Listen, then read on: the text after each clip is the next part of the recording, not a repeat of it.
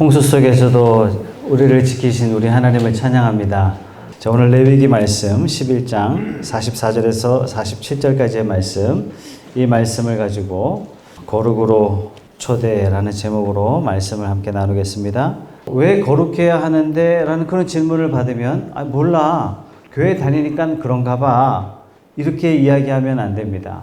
야, 일요일날 왜 교회 가야 되는데? 몰라, 교인이니까 일요일날 교회 가야 돼, 이렇게 이야기하시면 안 됩니다. 여기에 분명한 답을 해줘야 돼요. 그래야 좋은 신앙으로 자리잡게 되죠. 이렇게 분명한 답을 한다는 것은 생각한다는 것이고, 그 생각대로 움직인다는 것을 의지적으로 행동한다는 얘기예요. 하나님이 이것을 너무 좋아해요. 이걸 실패한 사람이 누굽니까? 대표적으로 아담이 실패했죠. 출애굽기 20장 8절에서 10절 말씀, 안식일을 기억하여 거룩하게 지키라. 이 말씀에도 거룩이라는 단어가 나와요. 엿새 동안은 힘써 내 모든 일을 행할 것이나 일곱째 날은 내 하나님 여호와의 안식일은즉 너와 내 아들이나 내 딸이나 내 남종이나 내 여종이나 내 가축이나 내 문 안에 머무는 객이라도 아무 일도 하지 말라. 왜 아무 일도 안 하면서 거룩을 지켜야 됩니까?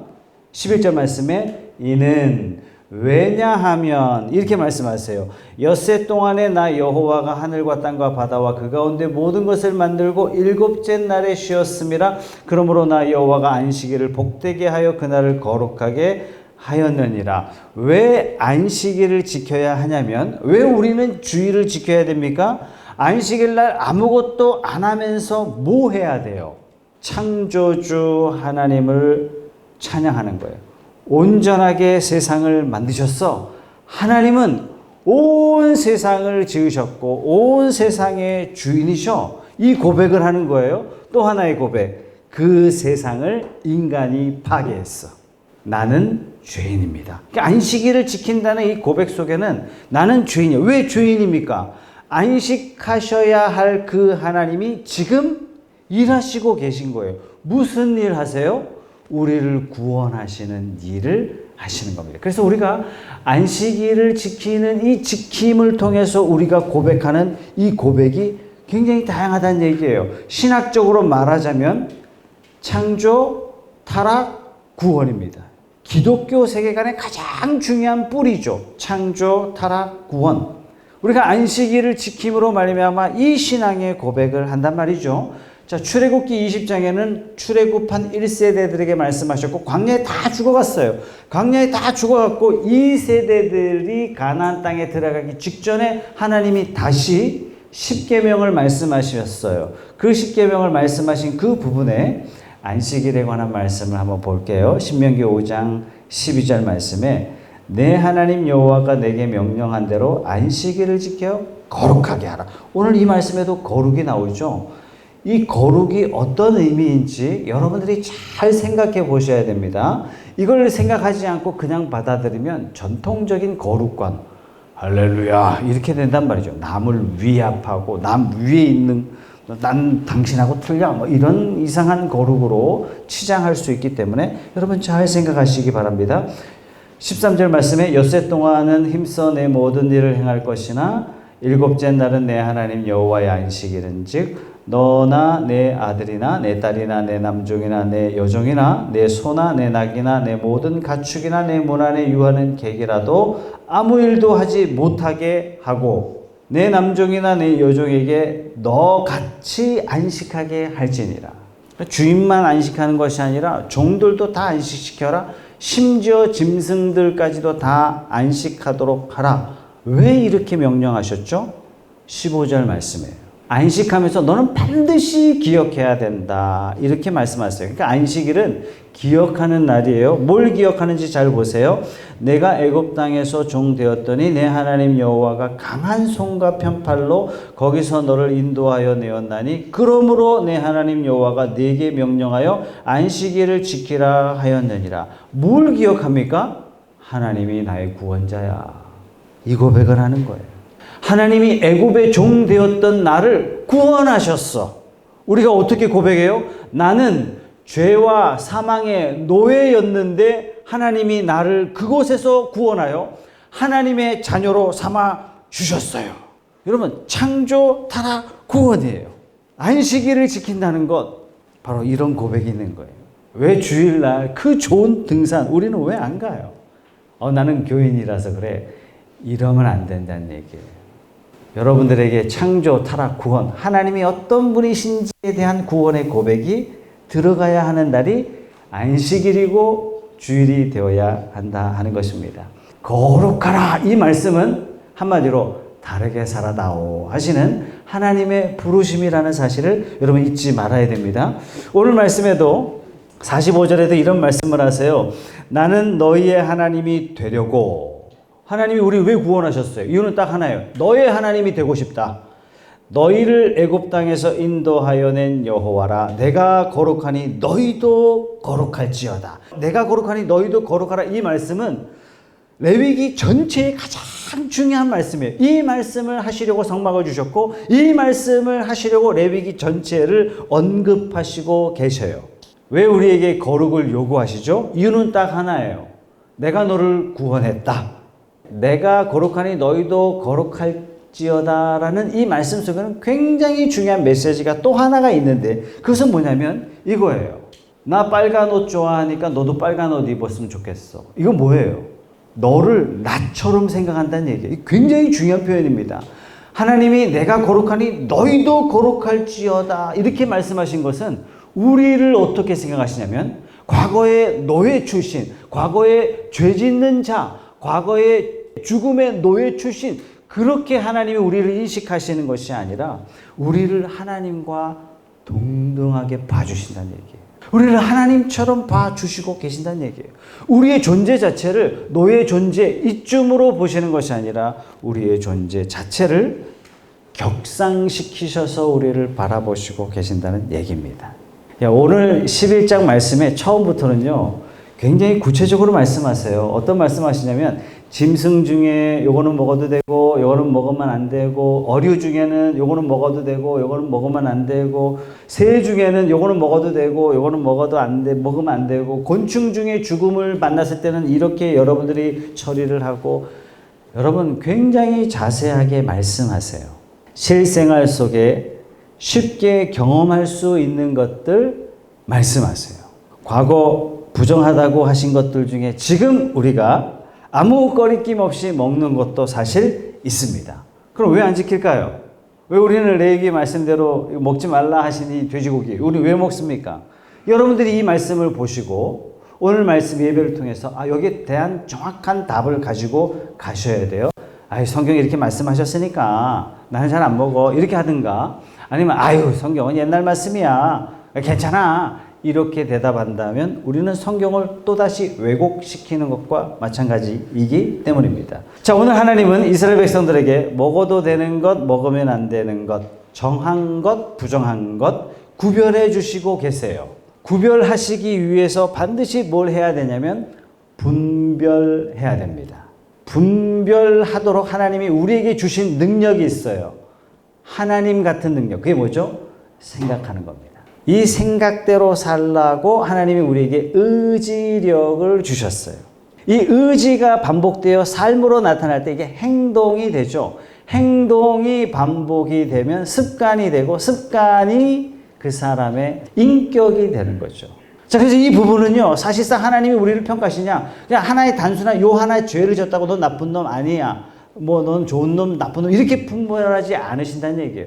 이것이 다 축적이 되어서 우리 인격이 되어서 그 인격을 통해서 하나님이 심판하신다는 얘기죠. 여러분, 지난주에 아론의 두 아들이 여호와의 불과 이상한 불, 이걸 분별하지 못했어요. 하나님께서 이것을 분별할 수 있도록, 구별할 수 있도록 분명히 하나님이 지침을 말씀해 주셨는데 그걸 분별하지 않았어요. 구별하여 사는 것을 거룩이라고 이야기합니다. 성경책을 이렇게 낀 걸 거룩이라고 이야기한 것이 아니라 성경책 이렇게 들고 다녀도 돼요. 성경책은 거룩하게 가슴에 할렐루야 이런 게 거룩이 아니라 거룩이란 뭐냐? 거룩하게 산다. 구별하여 사는 것을 거룩이라고 말씀하십니다. 일상생활 속에서 지금 11장은요. 먹는 것 가지고 말씀을 해주세요. 먹는 것은 사실상 우리 삶의 매우 중요한 부분이죠. 먹는 것은 사실상 우리 삶에 매우 빈번하게 일어나는 일들이죠. 다시 말해서 일상이에요, 일상. 하나님이 우리에게 요구하시는 거룩은 일상의 거룩을 요구하신다는 말씀이에요.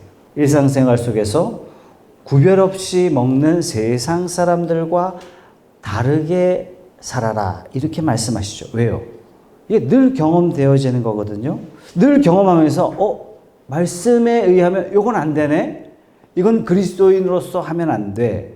왜? 야, 너는 그리스도인이라 이런 것도 못 먹냐? 이 바보야? 이런 의미가 아니에요. 못한다고 해서 내가 쪼다가 되는 게 절대로 아니란 얘기예요. 아, 이건 안 되네? 이건 하나님이 금하셨네? 이걸 자주 경험하면서 사실상 내 삶을 지배하는 것은 세상이 아니라 하나님의 기준이 내 삶을 지배해. 나는 하나님이 구별하신 특별한 사람이야. 내 인생의 기준은 나 스스로가 아니라 하나님이야. 나는 구원받은 사람이지. 이 기준으로 살아갈 때 하나님께서 우리를 거룩을 따라 산다. 그런데 이걸 먹는 것 가지고 말씀하셨다는 것은 우리의 삶의 매 순간 그것을 깨달으며 인식하며 살아라. 인식할 때마다 뭘 해요? 감사하는 거예요. 인식할 때마다 뭐 해요?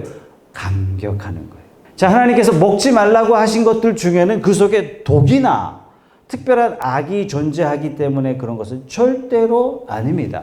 자, 이 말씀을 우리가 연관지어서 우리가 어떤 사건을 꼭 기억해야 되냐면 사도행전의 베드로 사건을 반드시 기억해야 됩니다. 사도행전 10장 9절에서 16절 말씀에 보면 사도행전 속에 굉장히 독특한 사건이 발생을 합니다. 이튿날 그들이 길을 가다가 베드로와 그 일행들이 유대인들에게 전도합니다.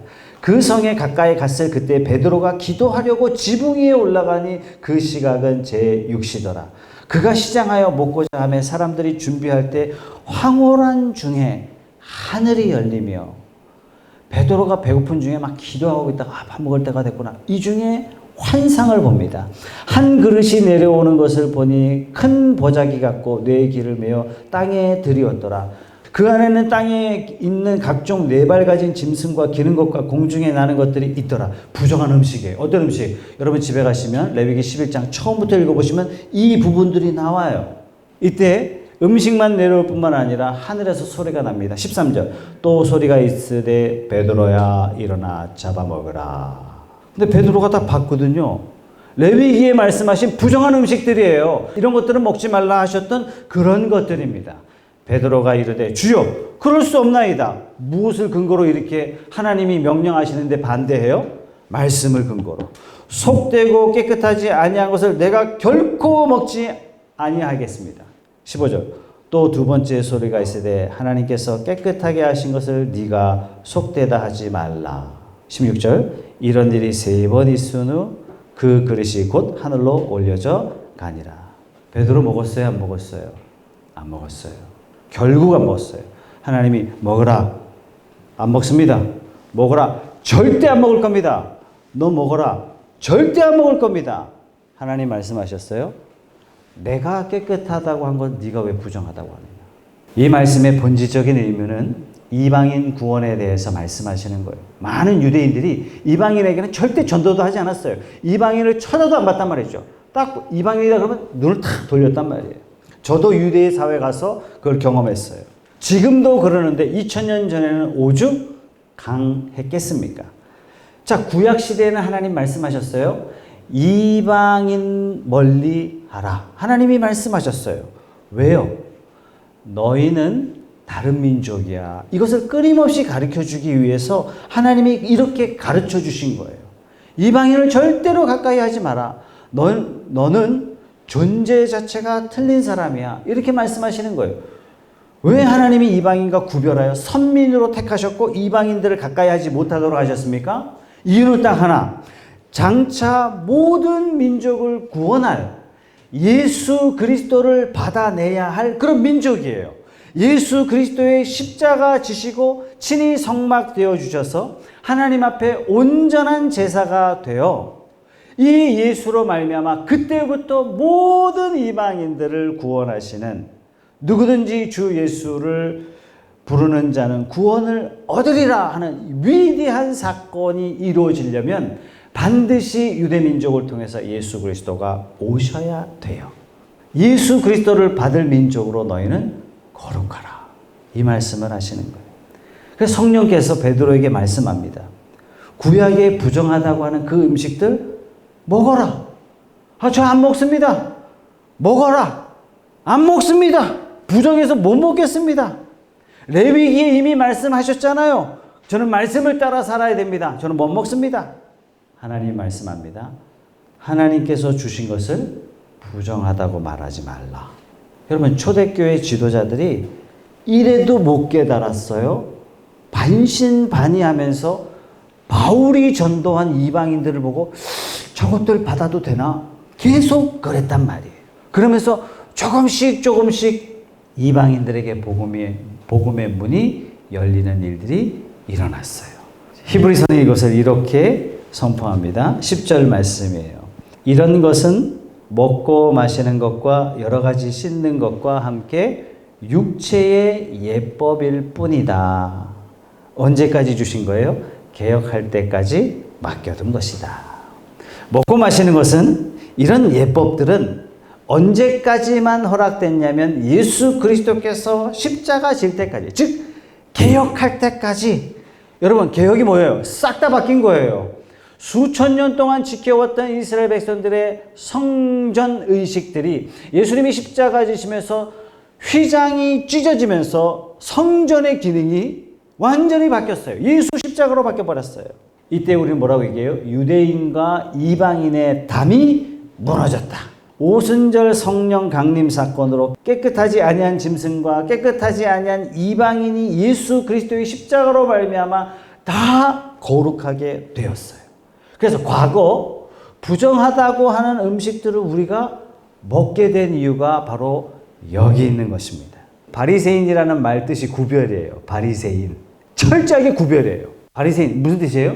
나는 너하고 틀려. 이 말이에요. 바리새인들은 유별나게 말씀을 지켜나가죠. 그런데 이 바리새인 중에 바리새인 출신이었던 바울이 이렇게 고백합니다. 하나님의 지으신 모든 것이 선함에 감사함으로 받으면 버릴 게 없습니다. 하나님의 말씀과 기도로 거룩하여 졌습니다. 그리스도께서 우리를 자유케 하시려고 십자가 지셨는데 굳게 서서 다시는 종의 멍에를 매지 마십시오. 이건 먹어도 돼? 이걸 먹으면 안 돼? 그러지 마십시오.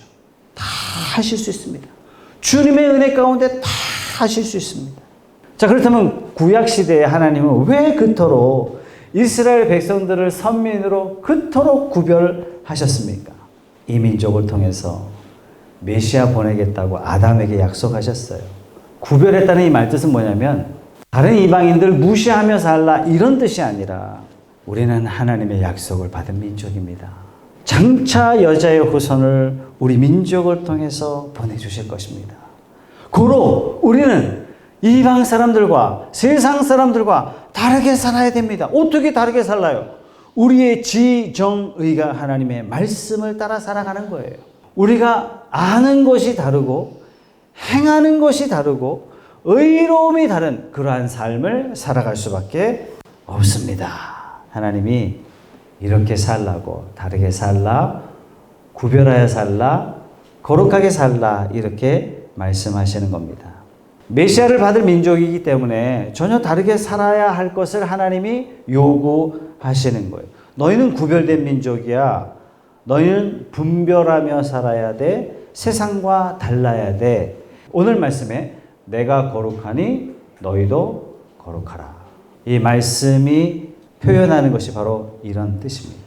우리는 구별하여 살아야 돼요. 왜 그렇죠? 예수님이 다시 오시겠다고 하셨어요.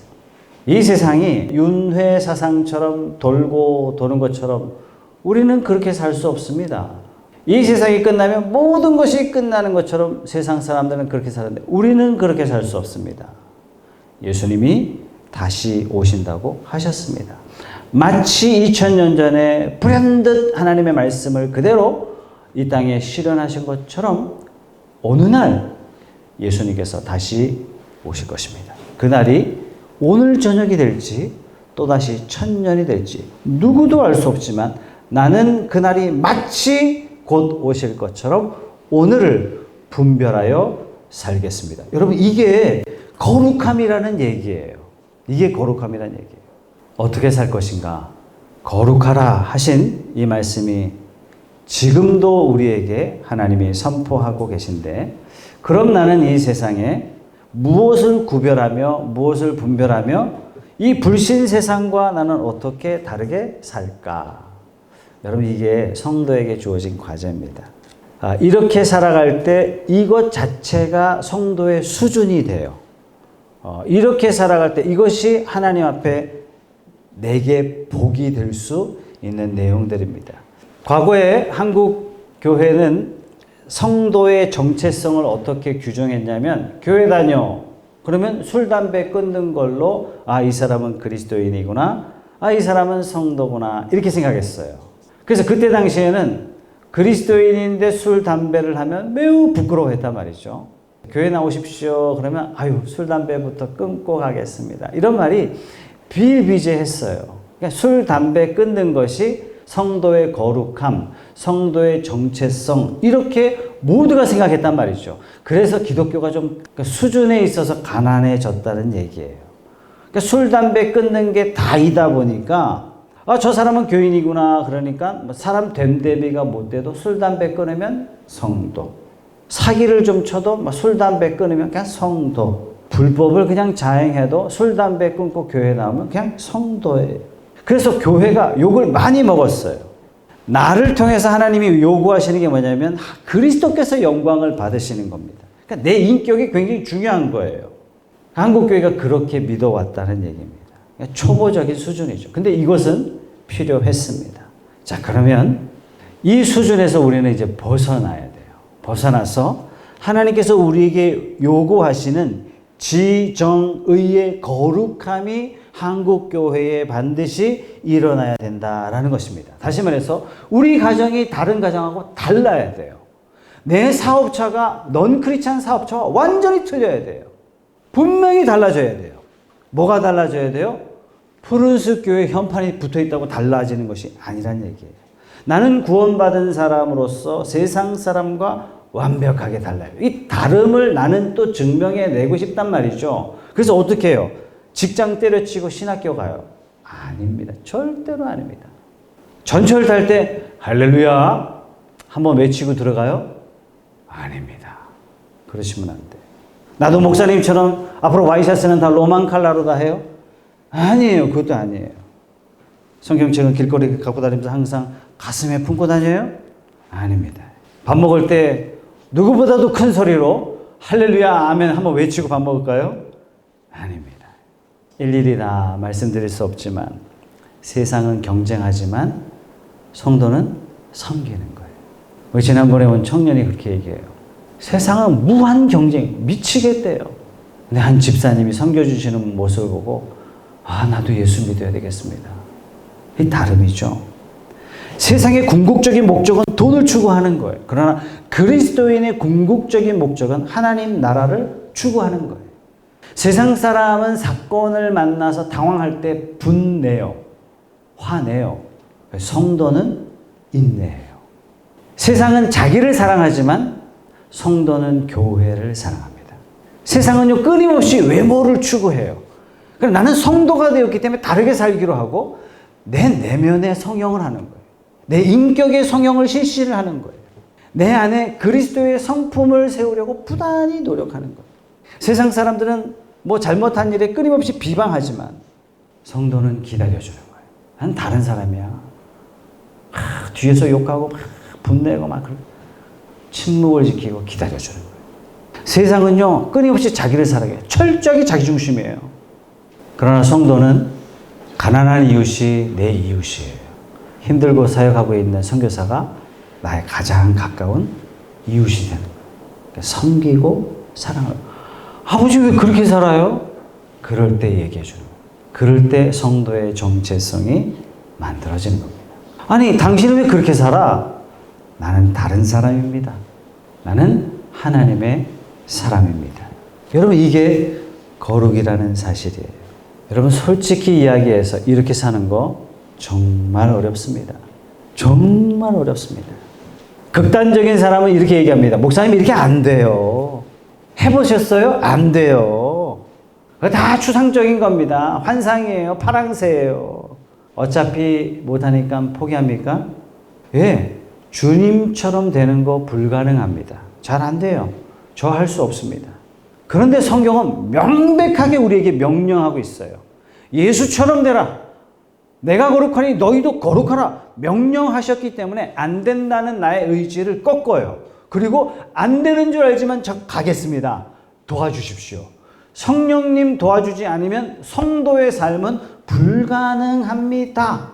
그런데 돼요. 누가 하셨어요? 하나님 하신 거예요. 어리석은 사람은 내가 이쯤 살았어라고 자랑을 해요. 왜? 자기가 했다라고 생각하기 때문에. 그러나 성숙한 사람은 나는 안 되는 줄 알고 첫 발을 띄었는데 하게 하셨구나. 하나님이 하셨구나. 하나님 놀랍습니다. 이렇게 되는 것입니다. 말씀을 정리하겠습니다. 거룩하다는 것은 전반적인 우리의 삶의 변화를 요구하세요. 삶의 목적에 대해 달라야 돼요. 삶에 대한 태도가 틀린 거죠. 고난을 대하는 태도가요, 성도는 달라요. 동료를 대하는 태도에 있어서 달라요. 가정에 대한 태도 자체가 틀립니다. 돈에 대한 자세가 틀리죠. 죄에 대한 기준도 틀려요. 그러니까 모든 것에서 다 틀려요. 인생을 살아가는 데 있어서 세상을 이해하는 관점이 틀린 거죠.